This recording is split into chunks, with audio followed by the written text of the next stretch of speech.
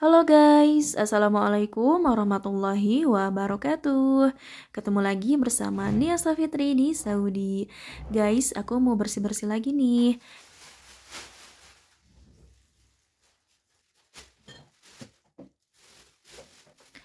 Nah guys, aku mau sambil cerita ya. Jadi banyak banget kan yang nanya, yang belum tahu bagaimana sih bekerja di Saudi itu, seperti apa pekerjaannya, terus majikannya seperti apa, rumahnya juga seperti apa, bagaimana. Terus kalau bangun pagi jam berapa, tidur malam jam berapa, terus gimana. Jadi banyak banget yang nanya-nanya seperti itu ya guys. Jadi aku mau sambil cerita sambil aku membersihkan ruangan ini guys ya. Ini aku masih di kampung, jadi sebentar lagi aku sama majikan mau pulang ke Jeddah, jadi harus dibersihkan dulu ini. Di sini banyak banget ya berantakan, jadi aku mau membersihkan sambil cerita. Jadi begini ya guys, kalau misalkan di Saudi itu bekerjanya seperti ini, seperti pekerjaan ibu rumah tangga, masak, membersihkan rumah, mencuci, cuci piring, cuci baju, dan lain-lain. Terus kalau misalkan pertama kali kita berangkat ke Saudi, maksudnya itu kita belum pernah ke luar negeri. Jadi majikan itu tahu kalau kita itu non ya, jadi belum pernah. Jadi mereka tidak akan menyuruh kita masak.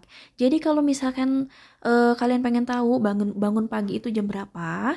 Nah, kan beda-beda ya. Setiap majikan itu beda-beda. Setiap pekerjaannya juga beda-beda. Jadi kalau misalkan ngurusin nenek seperti aku, bangunnya itu pagi jam ya kalau bangun sih pagi-pagi sholat subuh gitu. Tapi kalau mulai kerjanya jam 8 pagi karena harus menyiapkan kopi untuk si nenek. Jadi sebelum si nenek bangun, aku udah bangun gitu. Atau kita bangunnya barengan. Atau misalkan si nenek bangunnya itu jam 9, nah aku bangunin si nenek gitu ya. Biar tidak kebablasan gitu. Terus kalau misalkan kalian punya majikannya itu maksudnya pas dapat majikan yang punya anak sekolah. Jadi bangun itu harus pagi-pagi banget. Jam 5 kita harus bangun, menyiapkan sarapannya untuk anak-anak, menyiapkan bajunya, semuanya gitu harus siap. Nah, nanti bangunin anak-anaknya, terus jam 7 mereka berangkat sekolah. Jadi kita boleh tidur lagi waktu aku dulu ya guys. Mungkin nanti bangunnya jam 9 atau jam 10. Nah, dari situ kita bekerja sampai malam gitu. Kalau misalkan majikan nyuruh bantuin masak, kita bantuin masak seperti ya motong-motong bawang, motong-motong sayuran, motong-motong ayam seperti itu. Jadi majikan yang masaknya gitu. Terus kalau misalkan mengurus lansia yang sudah rerempok ya, maksudnya itu jadi sudah tidak bisa berjalan atau lumpuh gitu, tidur di ranjang. Nah itu kan kita tidurnya sama si lansia itu kan, sama si nenek-nenek. Jadi pasti bakal kita repotnya kan malam-malam mungkin kebangun terus kalau nenek-nenek ya. Kalau nenek aku ini masih kuat untuk ke kamar mandi, jadi tidurnya juga berpisah gitu kan. Terus lanjut, jadi ya kalau misalkan ngurus nenek lansia itu kalian mungkin kurang tidur gitu. Seperti kalian mengurus bayi, jadi kurang tidur karena harus bangun malam, bikin susu, bla bla bla bla. Nah nenek juga seperti itu. Kalau udah lansia banget gitu kan, udah jompo banget gitu ya kan. Terus kalau misalkan majikannya nggak punya anak, terus kita cuman bersih-bersih rumah, kadang bangun tidur kita itu jam 12, jam 11, jadi bangunnya itu siang. Terus misalkan jam 10 kita bangun atau jam 9 kita bangun, sarapan, terus itu tidur lagi karena mereka tidak suka kalau misalkan kita beres-beres karena berisik. Kalau misalkan mereka itu masih tidur gitu ya kan. Jadi kita beres-beresnya ketika mereka sudah bangun. Kalau aku dulu waktu di Riyadh, karena di Riyadh itu rumahnya gede banget guys, villa sendiri. Jadi aku membersihkan rumah itu sendirian. 3 lantai. Jadi bangun pagi itu ya pagi-pagi bangun sholat subuh dan jam 7 itu aku udah start kerja. Jadi kan di apa sesamping rumah, jadi sekeliling rumah itu dipakai ini keramik, jadi harus dipel pagi-pagi, harus disapu dulu dipel karena tidak disiram oleh air. kalau disiram sama air itu kalau misalkan debunya banyak gitu.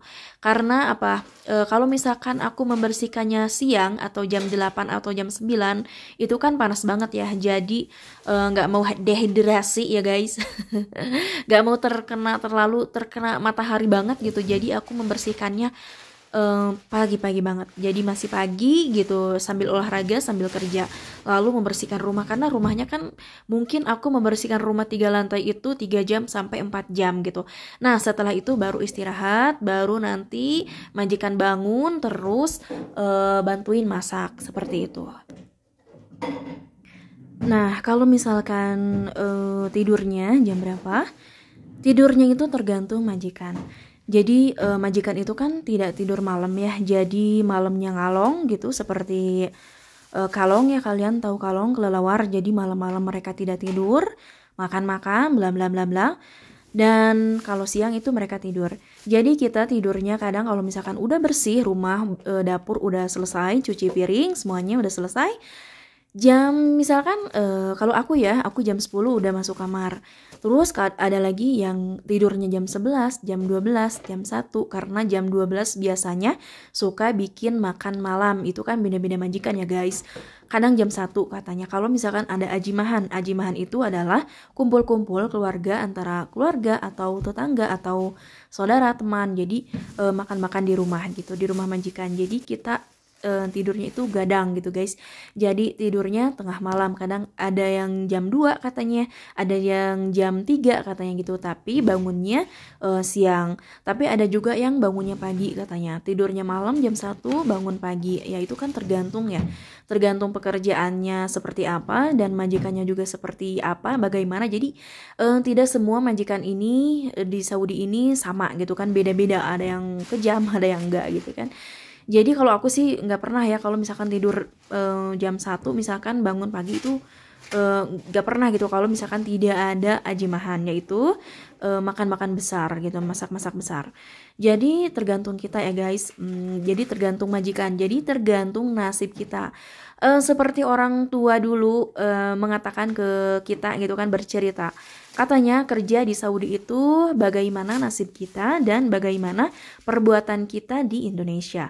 Jadi misalkan kamu itu kalian itu durhaka, bukan durhaka ya, misalkan kamu pernah menyuruh atau orang tua kamu, misalkan ibu kamu mencuci baju, bersih-bersih rumah dan lain-lain, dan kamu itu mungkin membabukkan ibu kamu misalkan ya ini kan. Jadi di sini itu diperlihatkan guys. Jadi kamu akan disiksa sama majikan. Maksudnya disiksa itu bukan dipukul ya. Jadi pekerjaannya itu tidak ada selesainya.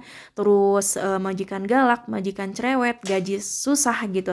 Pokoknya banyak banget kendala kalau misalkan kalian belum minta maaf sama orang tua sama ibu. Jadi kalau misalkan kalian ketemu dengan kendala di sini yang seperti bagaimana, jadi kalian harus langsung buru-buru minta maaf ke ibu. Karena aku juga ngalamin guys. Aku di sini punya kendala begini dan aku langsung nelpon ibu, langsung minta maaf. Alhamdulillah kan lancar, orang tua kita itu jadi doa itu langsung diijabah sama Allah ya. Jadi tergantung nasib juga kalau misalkan kerja ke Saudi. Ya mau kemanapun juga tergantung nasib. Jadi ada yang bilang mending kerjanya ke Asia. Jadi itu bukan, tidak ada yang mending-mendingan ya guys.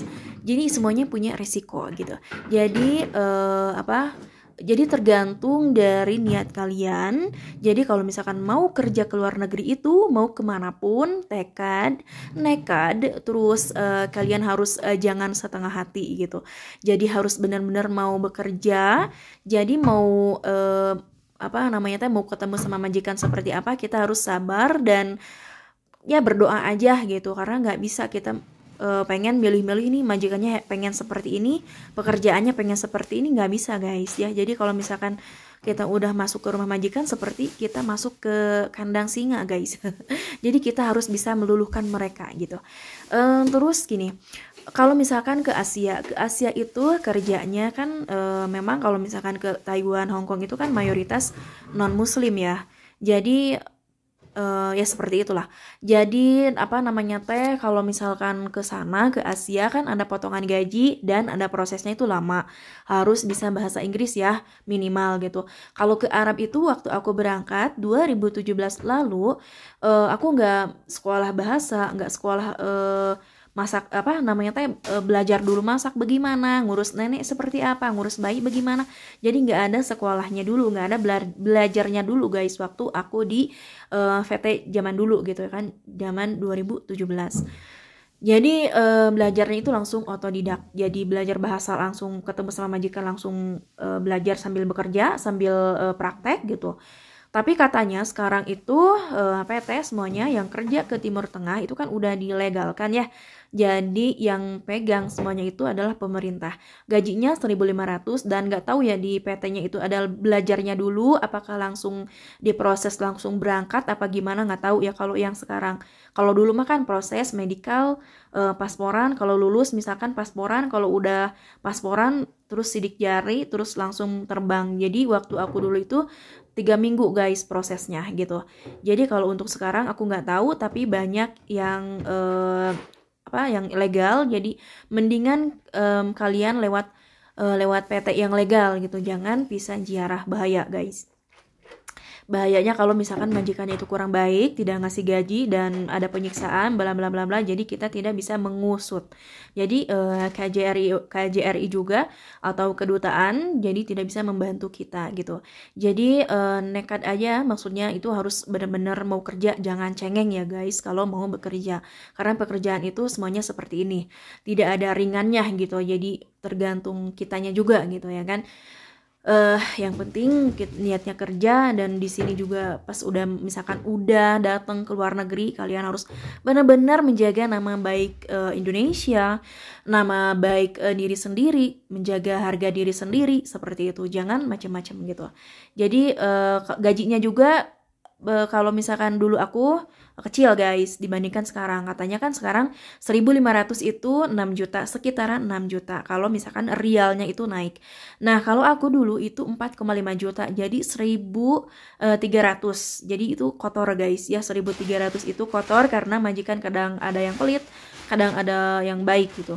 Waktu aku dapat majikan itu kurang baik. Jadi rada pelit guys. Terus katanya sekarang banyak banget sponsor yang mengeluh karena mereka tidak ada pemasukan yang banyak. Kalau dulu mungkin ya, mungkin belasan juta yang masuk ke sponsor. Kalau sekarang katanya mungkin cuma 2 juta kata sponsor. Jadi banyak sponsor yang mengeluh karena tidak ada pemasukan yang banyak gitu. Jadi ya udah guys, ini aku beres-beres rumahnya ini sudah hampir selesai. Jadi simak aja videonya sampai selesai ya guys. Terima kasih. Jangan lupa di like, komen, dan subscribe.